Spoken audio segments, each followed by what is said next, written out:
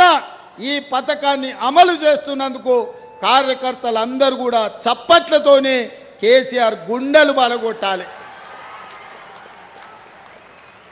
అదేవిధంగా వ్యవసాయం ఉన్న వాళ్ళకే ఉచిత కరెంటు, భూమి ఉంటేనే కరెంటు ఉచితంగా ఇస్తారా సార్? భూమి లేని పేద వాళ్లకు ఇంటి కరెంటు బిల్లులు ఉన్న ఆస్తి అమ్ముకునే పరిస్థితి ఉందని మా పాదయాత్రలో చెప్పింది. అది బట్టి గారు ఆదిలాబాద్ నుంచి ఖమ్మం వరకు చేసిన పాదయాత్ర కావచ్చు, నేను కూడా పాదయాత్రలో ఖమ్మం జిల్లాలో తిరిగినప్పుడు కావచ్చు, పేదలందరూ మా దృష్టికి తీసుకొచ్చారు. అవును, నిజమే కదా, పేదవాళ్ళు చెప్తున్నది భూమి లేని పేదలను కూడా ఆదుకోవాల్సిన బాధ్యత మా ప్రభుత్వం మీద ఉన్నది కదా.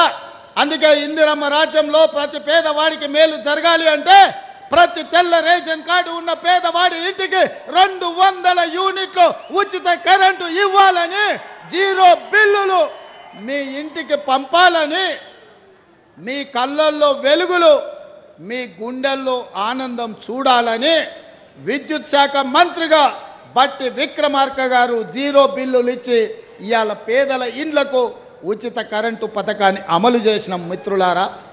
ఈ 4 పథకాలే కాదు, ఈరోజు మీ నాయకుడు పొంగులేటి శ్రీనివాసరెడ్డి గారి ఆధ్వర్యంలో ఉన్న గృహ నిర్మాణ శాఖలో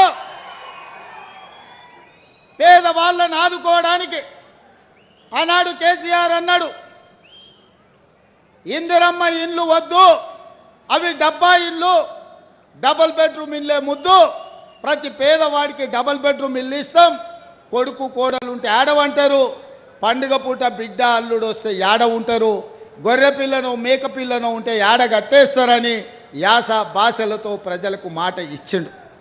మరి 10 ఏళ్ళల్లో ఈడున్న అందరినీ గ్రామాలలో ఆడుతున్నా, మీకు ఎవరికైనా డబుల్ బెడ్రూమ్ ఇల్లు ఇచ్చిండా? ఎవరికైనా డబుల్ బెడ్రూమ్ ఇల్లు ఇచ్చిండా? మరి ఎవరికి డబుల్ బెడ్రూమ్ ఇవ్వకపోతే 10 ఏళ్ళు ఈ ప్రజలు ఇల్లు లేకుండా ఉండాల్సిందేనా?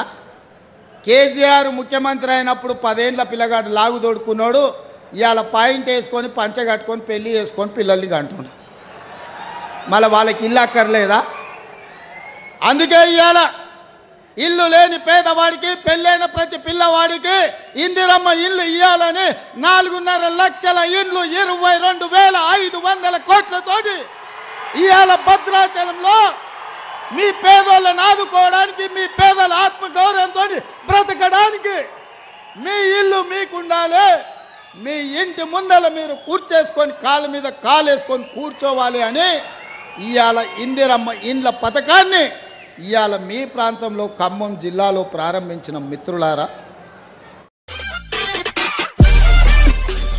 మరిన్ని అప్డేట్స్ కోసం please subscribe and watch M4 news channel.